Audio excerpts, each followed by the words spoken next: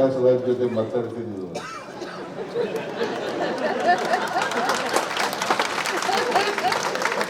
ಪ್ರಕಾಶ್ ರಾಜ್ ಜೊತೆ ಮಾತಾಡಿ ರಂಗಭೂಮಿ ಹೀಗೆ ಇವರನ್ನ ಟೀಚರ್ಗಳನ್ನು ನೇಮಕ ಮಾಡಬೇಕು ಅಂತ ಹೇಳಿದ್ದಾರೆ. ಅದನ್ನ ನಮ್ಮ ಸರ್ಕಾರ ಪರಿಗಣಿಸ್ತದೆ ಅಂತಕ್ಕಂಥ ಮಾತುಗಳನ್ನು ಈ ಬಗ್ಗೆ ಪ್ರಕಾಶ್ ರಾಜ್ ಮಾತಾಡ್ತೇನೆ ಅಂತಕ್ಕಂಥ ಮಾತುಗಳನ್ನು ಕೂಡ ಈ ಸಂದರ್ಭದಲ್ಲಿ ಹೇಳಿ ನನಗೆ ಮತ್ತೆ ನೀವೆಲ್ಲ ಬಹಳ ಕಾತುರರಾಗಿದ್ದೀರಿ. ಮುಂದೆ ಶರ್ಮಿಷ್ಠೆ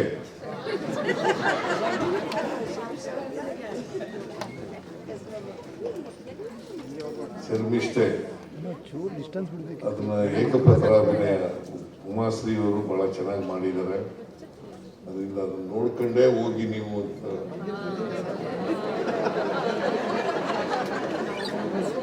ನೋಡ್ತೀರಿ.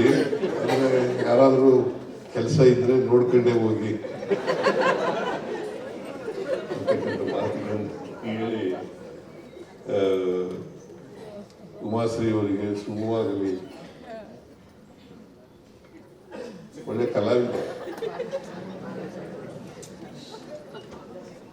ಯಾಕೆ ನಮ್ಮ ಮುಖ್ಯಮಂತ್ರಿ ಚಂದ್ರು ರಾಜಕೀಯ ಬಂದಿದ್ರು ಬಿಟ್ಬಿಟ್ಟಿದ್ದಾರೆ.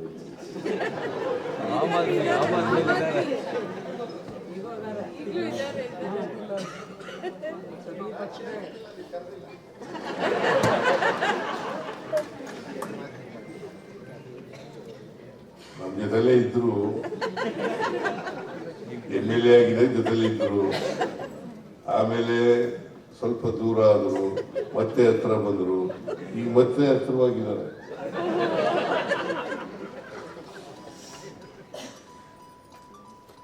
ಅವ್ರದ್ದು ನಾಟಕ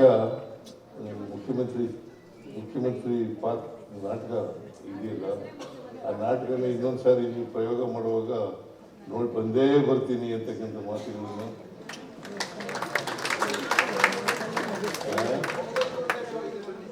900ನೇ ಶೋ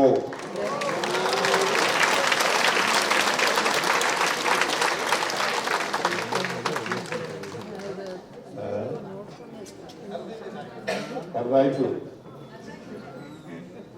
ಕರೆದು ಬಿಟ್ಟಿದ್ದಾರೆ. 900ನೇ ಶೋಗೆ ಬಂದು ಹೋಗ್ತೀನಿ.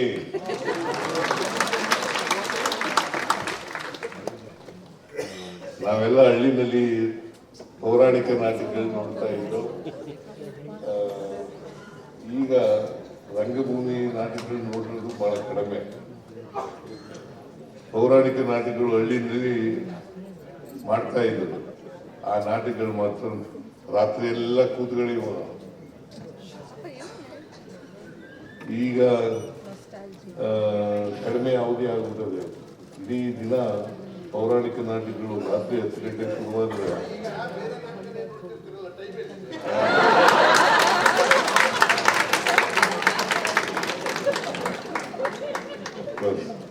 ಅವ್ರು ಹೇಳೋದು ಸತ್ಯ ಇದೆ.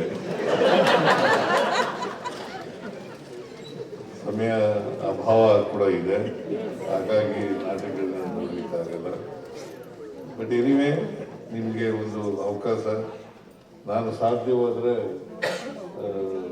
ಈ ಮಧ್ಯದಲ್ಲಿ ಒಂದಿನ ಬರಲಿಕ್ಕೆ ಪ್ರಯತ್ನ ಮಾಡ್ತೇನೆ.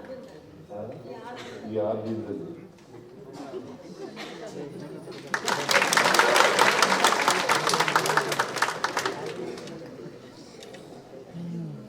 ಅದನ್ನು ನೋಡ್ಲಿಕ್ಕೆ ಪ್ರಯತ್ನ ಮಾಡ್ತೇನೆ ಅಂತಕ್ಕಂಥ ಮಾತುಗಳನ್ನ ಈ ಸಂದರ್ಭದಲ್ಲಿ ಹೇಳಿ ಮತ್ತೊಮ್ಮೆ ಈ